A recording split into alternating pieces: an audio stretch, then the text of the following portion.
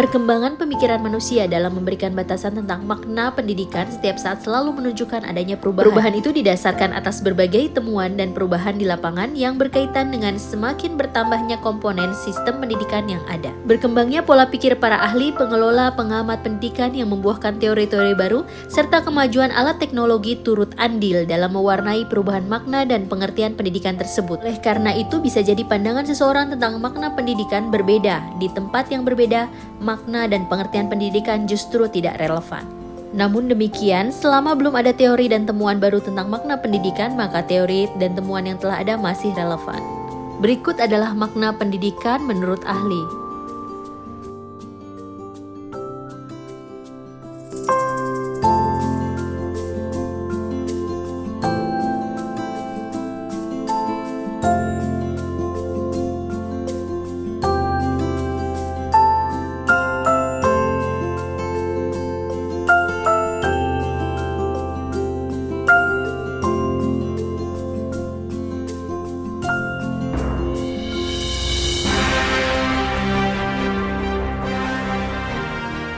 Kalau menurut saya konsep pendidikan itu adalah pembelajaran.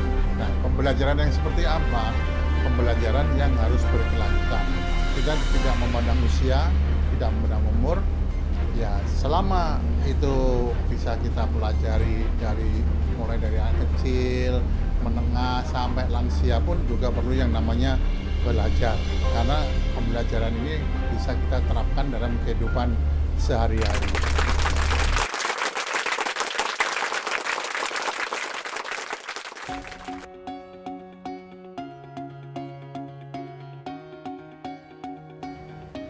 Pendidikan merupakan suatu komponen yang saling berhubung secara teratur dalam proses belajar mengajar untuk mencapai tujuan agar para peserta didik dapat secara aktif mengembangkan potensi di dalam dirinya yang diperlukan untuk dirinya sendiri dan masyarakat. Pendidikan adalah sebuah sistem sehingga pendidikan itu tidak dapat berdiri sendiri tanpa adanya komponen-komponen atau unsur-unsur. Pendidikan juga merupakan hal yang sangat penting untuk menjadikan manusia sebagai manusia seutuhnya. Komponen-komponen pendidikan ini saling berkaitan satu dengan yang lain sehingga membentuk sebuah sistem pendidikan. Komponen merupakan sektor dari sebuah sistem yang melakukan tugasnya supaya dapat membantu upaya dalam memperoleh maksud dari sistem, sehingga pendidik bisa membagikan tugas yang begitu utama agar dapat menggapai sesuatu hal yang paling tinggi. Terdapat beberapa komponen pendidikan antara lain: tujuan pendidikan merupakan elemen terpenting dalam komponen pendidikan. Selanjutnya ada peserta didik atau murid, pendidik, materi, interaksi edukatif, metode penelitian, penilaian, lingkungan, dan alat pendidikan. Alat pendidikan, komponen ini terbagi dalam 3 macam, yaitu keluarga, sekolah, dan masyarakat.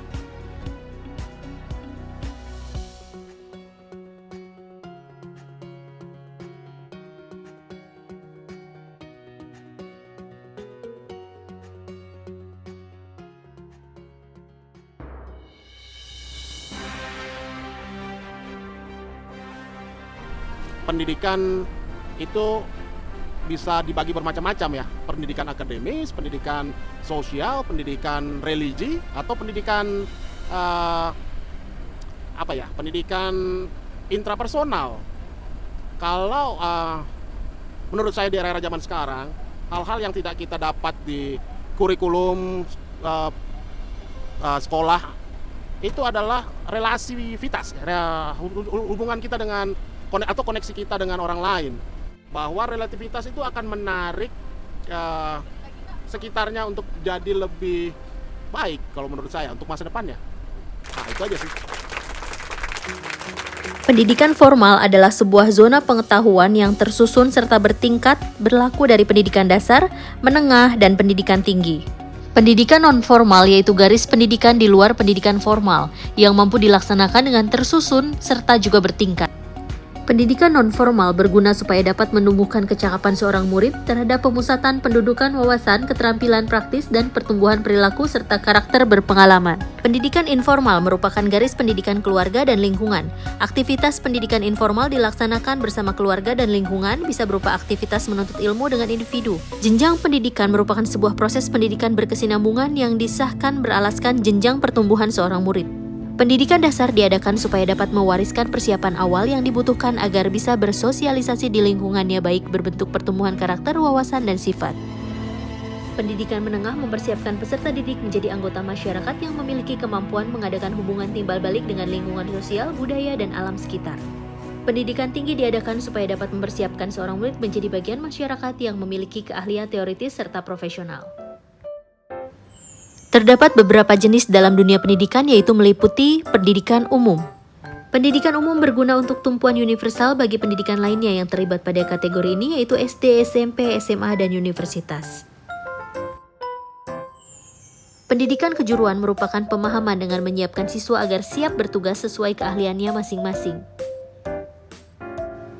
Pendidikan luar biasa diadakan untuk murid yang mempunyai gangguan jasmani dan rohani, contoh badan pendidikan luar biasa yaitu SDLB. Pendidikan kedinasan diadakan untuk memajukan keahlian pada perwujudan kewajiban kedinasan untuk taruna personel suatu departemen pemerintah.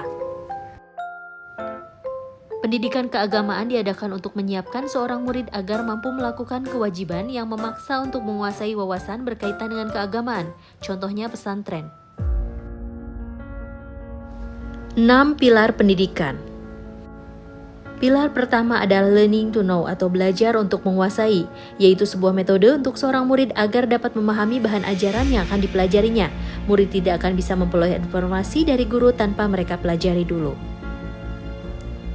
Learning to do, belajar untuk menerapkan. Peserta didik diajarkan untuk melakukan sesuatu dalam situasi konkret yang tidak hanya terbatas pada penguasaan keterampilan yang mekanitis, melainkan juga terampil dalam berkomunikasi, bekerja sama dengan orang lain, mengelola dan mengatasi suatu konflik. Learning to be, belajar untuk menjadi. Penguasaan pengetahuan dan keterampilan merupakan bagian dari proses menjadi diri sendiri. Metode ini memposisikan guru menjadi bagian dari pemeran dalam dunia pengajian yang memiliki tugas untuk memberikan semangat pada seorang murid. Learning to live together, belajar untuk dapat hidup bersama. Pendidikan dituntut untuk tidak hanya membekali, menguasai iptek dan kemampuan bekerja, melainkan untuk hidup bersama dengan orang lain yang berbeda dengan penuh toleransi dan pengertian. Learning how to learn. Peserta dididik belajar untuk memahami apa yang ada di sekitarnya, karena itu adalah proses belajar dan tentunya menggunakan etika yang baik dalam memahami hal tersebut. Learning to believe in God. Menuntut ilmu agar dapat berkeyakinan pada Tuhan, manusia memiliki tiang secara menyeluruh, secara berinteraksi dengan lingkungannya, serta berinteraksi dengan penciptanya. Hakikat pendidikan melibatkan pengetahuan, keterampilan, dan nilai-nilai kepada individu agar dapat berkembang secara pribadi, sosial, dan intelektual.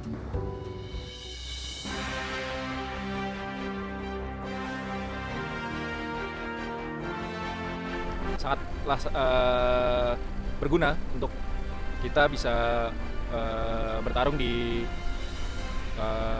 persaingan ketatnya di zaman modern ini ya. Jadi bekal-bekal yang kita dapat dari sekolah maupun dari instansi formal seperti sekolah atau instansi non formal seperti ekstrakurikuler dan lain-lain itu sangat berpengaruh gitu, untuk meningkatkan skill kita. Jadi menurut saya pendidikan sangat penting untuk manusia itu sendiri.